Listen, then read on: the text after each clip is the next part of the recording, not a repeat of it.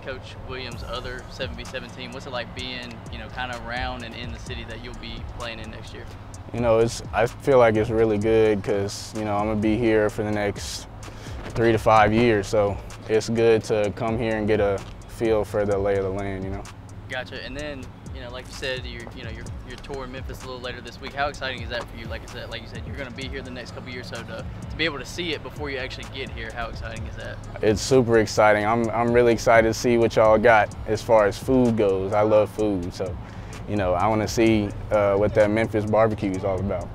Gotcha. And then switching gears a little bit to Memphis, you've been committed for probably about a month and a half now. Mm-hmm. What's it been like since you've been committed, and what's it been like still talking to the coaches every day? Yeah, Coach Silverfield still and staying in contact. They do a really good job over there, and I talk to Coach Jones every other day or every day. It just depends on when he texts me and stuff, but they do a really good job over there.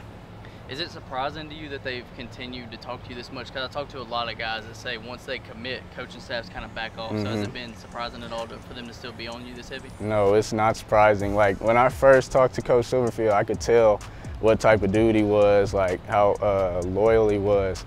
And it's same with Coach Jones and the rest of the staff. I'm not surprised at all. And with Coach Jones, when we talked, you told me about how he was sending you film of Memphis and showing you what they did and how it was similar to what you did. Yeah. Kind of going back to that, what's it like knowing that they run a very similar style to what you run in high school?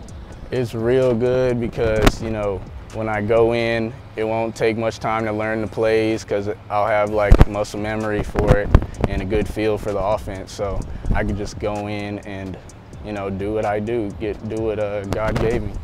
And then being a dual threat guy, I'm sure they've sent you some film of Kenny Gainwell and what he was able to do last season. How similar do you think you can be to that? Not necessarily saying you're the same player, but just that same dual threat ability to be able to catch the ball at the backfield and obviously run. Yeah, I've been watching a lot of his film, like highlight videos and games, and I watched that when they played Penn State, and he me and him. The difference between me and him, I feel like I'm a little bit faster, and when you put me out in space, I can really go. You know what I'm saying? Not saying that he can't, but with me, I feel like I have breakaway speed, and I put a lot into my speed and take care of my body so that I could be at 100%.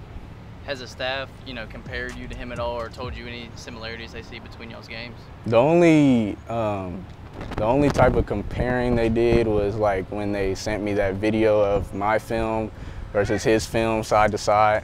But other than that, they're just like,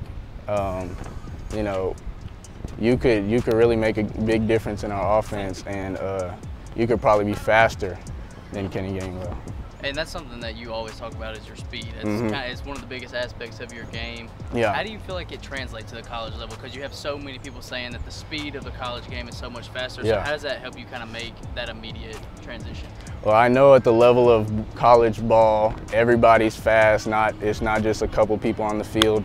So speed makes a big difference. That's why I put so much effort into increasing my speed. Every year I run track to increase my speed, and I lift, do explosion exercises just to increase that burst that I have. So we've talked a little bit about seeing some of the plays and seeing how they're similar to what you do. Talking about your speed, but also seeing what they do, not necessarily having the playbook, but having a basic understanding of what they do. Do you think that also kind of gives you a heads up going into your freshman year? It really does, because with Coach Jones, I've talked to him. He showed me some of their plays and stuff, and I can already see myself how I fit into their offense really good. And then what do you tell other schools at this point? Because I know you're obviously still being contacted and still getting offers. So yeah. What's that process kind of like of still getting offers and other coaching staffs calling you? I mean, other schools, they can contact me, but nobody, I don't feel like anybody is going to match the, like Coach Silverfield called me. That's the head coach. That's like a big deal, He calls me and texts me like every other day or every 2 days, and I don't know that there's many schools that can match that. So when you kind of picture your college career and what you can do at Memphis, what do you think kind of your potential and the ceiling is for you at the collegiate level? I really feel like if I, stay healthy and stuff, take care of my body, I can definitely go to the league in 3 years. I just have to keep honing my skills, my ceiling. My ceiling. To me, there's really no ceiling because you always have room to improve. And then you say go into the league in 3 years. Obviously, that's a year earlier. That's a junior year thing. How much does it help you having that goal when you look at what Memphis has put into the league from the backfield? Guys like Darrell Henderson and Tony Pollard. How much does that help you, kind of achieve that goal and think about that goal? Yeah, I feel like, my predecessors, like Tony Pollard, and they paved the way for the younger guys because they make the scouts look at Memphis more, looking for running backs just based off of the history and comparing to other schools. I mean, we're 4th as far as draft running backs get drafted and go to the NFL. So, that's a big deal as far as when you talk about how it's not a Power 5 school and stuff like that.